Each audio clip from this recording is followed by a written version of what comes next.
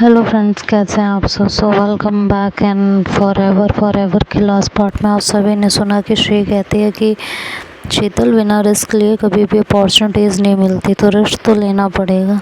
इंसान हमेशा हमेशा पहले से बड़ी कंपनी में नहीं जाता है, धीरे धीरे उसकी ग्रोथ होती है। हाँ, जब बड़ी कंपनी में इसलिए जाता है कि उसकी और ग्रोथ हो सके।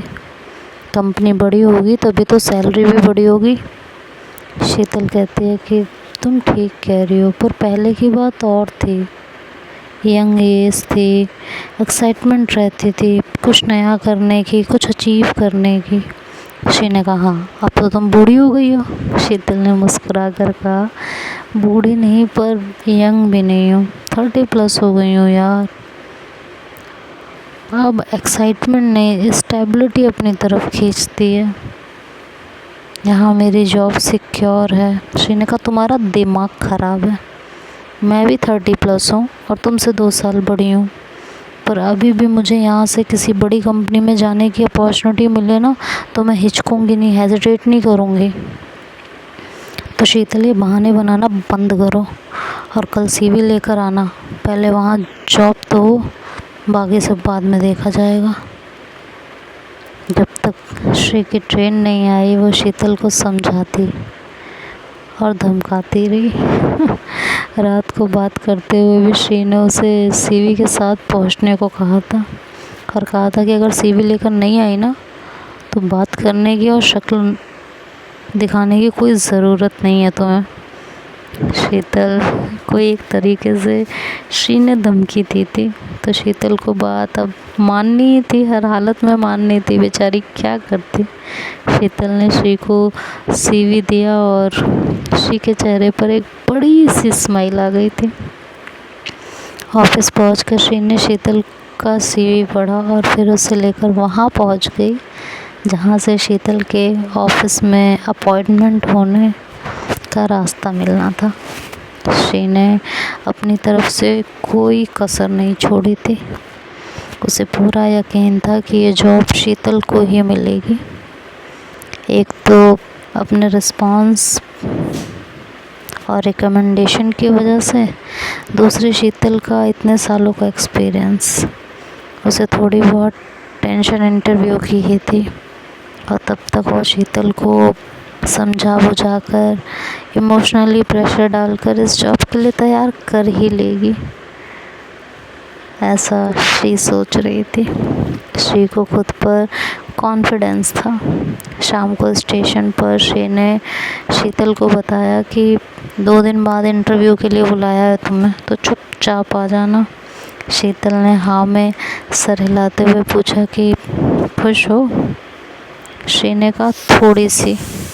अगली खुशी तब मिलेगी जब तुम्हें अपॉइंट कर लेंगे। फिर कुछ सोचते हुए बोली कि फिर हम दोनों पहले की तरह एक ही ऑफिस में होंगे, मज़ा आएगा यार, पुराने दिन लौट आएंगे। पूरा दिन तुम्हें देखने और मिलने का इंतज़ार नहीं करना पड़ेगा। कुछ बताना होगा तो तुम्हें सामने से बता सकूँगी। कभी बॉस ने डांटा या किसी की बात बुरी लगी तो तुम्हारे सीने से लग सकूँगी। कभी तुम्हें प्यार करने का मन हुआ तो प्यार कर सकूँगी, और कभी किसी पर गुस्सा आया तो तुमसे लड़कर गुस्सा उतार सकूँगी। शीतल ने मुस्कुराते हुए कहा, बाकी चीज़ों का तो पता नहीं, पर हाँ लड़ाई की बात पर मैं श्योर हूँ। श्री ने कहा, टेंशन ना लो, बाकी के काम भी तुम्हारे ही साथ करूँगी। तुम नहीं पर मैं तो श्योर हूँ। शीतल ने कहा, अच्छा तो प्यार करने का मन हुआ तो वो कहाँ करेंगे, ऑफिस में? सबके सामने तो नहीं कर पाएंगे। श्री ने मुस्कुराते हुए कहा, जैसे पहले करते थे, बाथरूम में। ओके, तुमने सारी प्लानिंग कर रखी है। और अगर मुझे जॉब पर नहीं रखा तो मैं तुम्हारा गला दबा दूंगी। तो क्योंकि मेरी रिकमेंडेशन के बाद भी अगर तुम्हें जॉब नहीं मिली तो इसका मतलब है तुमने इंटरव्यू ठीक से नहीं दिया, और इंटरव्यू ख़राब होने की वजह ये नहीं होगी कि तुमने गलत जवाब दिए। मतलब ये होगा कि तुम यहाँ जॉब करना ही नहीं चाहती हो मैं तुम्हें अच्छे से जानती हूँ शीतल, तुम्हारा कोई काम करने का मन नहीं होता ना, तो तुम वो काम कभी नहीं करती या होने नहीं देती, और किसी काम को करने की ठान लेती हो तो तुम करके छोड़ती हो, चाहे कुछ भी हो जाए।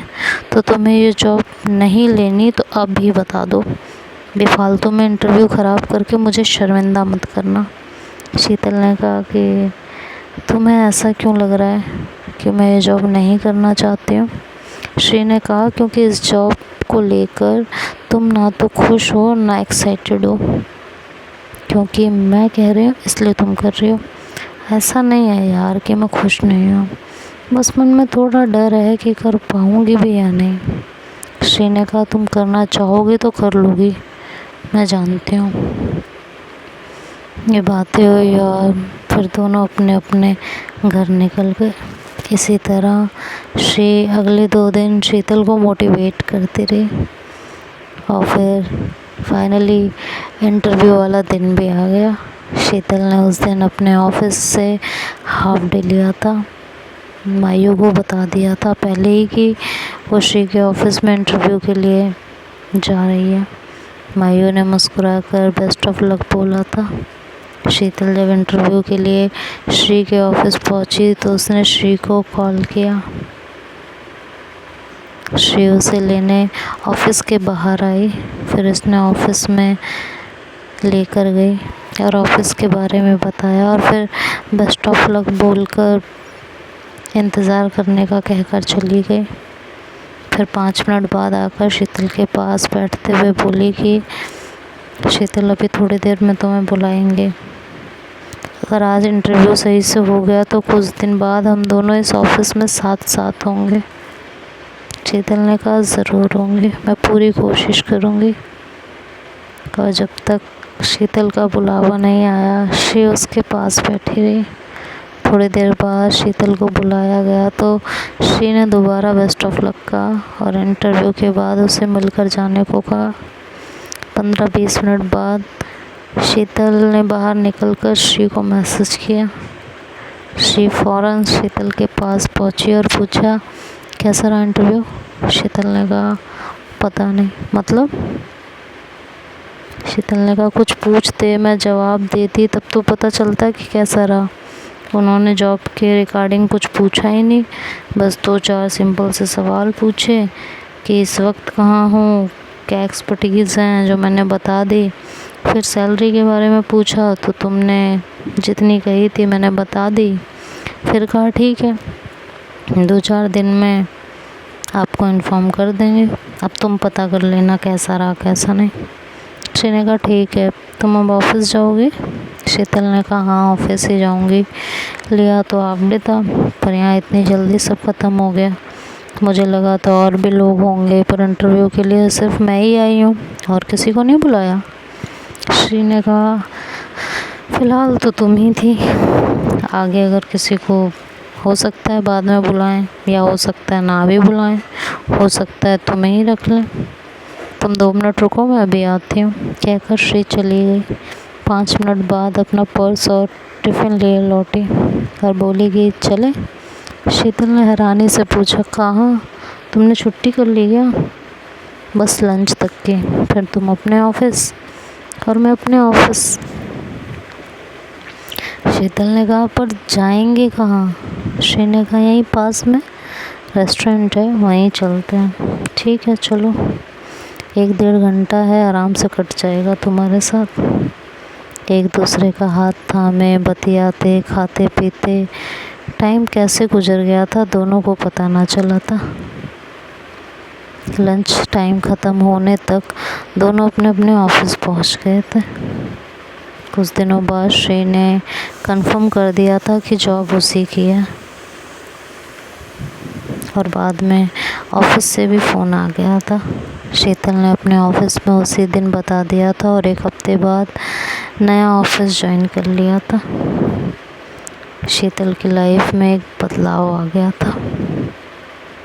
नया ऑफिस, नई जॉब, नई जिम्मेदारियाँ, जगह बड़ी थी, सैलरी ज़्यादा थी तो जिम्मेदारियाँ और काम भी ज़्यादा था। नए लोग थे तो ऑफिस पॉलिटिक्स से भी दो चार होना पड़ रहा था, पर क्योंकि एक तो वहाँ श्री पहले से ही थी और दूसरे शीतल खुद में मस्त रहती थी और ज़रूरत पड़ने पर ही बोलती थी, इसलिए उसे ज़्यादा कुछ झेलना नहीं पड़ा। धीरे धीरे नए वातावरण और नए लोगों से घुलने मिलने लगी थी। धीरे धीरे दोस्त बनने लगे थे, पुराने दोस्त दूर हो गए थे और नए दोस्त बन रहे थे। बस मायू का साथ बना हुआ था। शीतल पहले की तरह ही अभी भी उसके साथ ही आती जाती थी। शीतल के ऑफिस ज्वाइन करने से श्री बहुत खुश थे। पहले की तरह जब भी दोनों में किसी का भी मूड बनता तो दूसरे को सॉफ्टी खाने का मन है का मैसेज करता। थोड़ी देर बाद दोनों बाथरूम में मिलते और 5 मिनट का किस सेशन चलता। श्री ने लंच लाना बंद कर दिया था। शीतल के टिफ़िन में रोज़ मम्मी के हाथ का बना टेस्टी खाना आने लगा था। श्री खुश थी। उससे तो ऐसा लग रहा था कि उसकी मांगी हुई मुराद पूरी हो गई थी। उसने शीतल से कहा कि शीतल पता है, this is the best moment of my life. ऐसा लगता है कि बस मुझे यही चाहिए, दुनिया की सारी खुशी यही है। ऐसा लगने लगा है कि अब कुछ और चाहिए ही नहीं और बस हम दोनों का साथ यूँ ही बना रहे हैं और कुछ नहीं चाहिए मुझे ज़िंदगी से। मेरी सारी ख्वाहिशें जैसे कि पूरी हो चुकी हैं। ज़िंदगी के कुछ साल एक दूसरे के साथ गुजर रहे थे, कभी प्यार तो कभी तकरार में। गुजरते सालों में प्रिया का बेबी भी हो गया था और बेबी होने का फ़ायदा शीतल को पहुंचा था। मम्मी का पापा का ध्यान डाइवर्ट होकर शीतल से बेबी की तरफ चला गया था, तो शीतल को थोड़ी राहत मिली थी। तो देखते हैं अब आगे क्या होगा इस स्टोरी में, ये तो नेक्स्ट पार्ट में सुनेंगे। तब तक के लिए बाय बाय, टेक केयर। आप लोग अपना ध्यान रखिएगा, है ना। तो मिलते हैं अब नेक्स्ट पार्ट में। आप लोग प्लीज़ लाइक कीजिए, कमेंट कीजिए और वीडियो को शेयर करना बिल्कुल ना भूलिएगा। Bye bye. हेलो फ्रेंड्स, कैसे हैं आप सब। So welcome back and for ever के लास्ट पार्ट में आप सभी ने सुना कि श्री कहती है कि शीतल बिना रिस्क लिए कभी भी अपॉर्चुनिटीज़ नहीं मिलती, तो रिस्क तो लेना पड़ेगा। इंसान हमेशा पहले से बड़ी कंपनी में नहीं जाता है, धीरे धीरे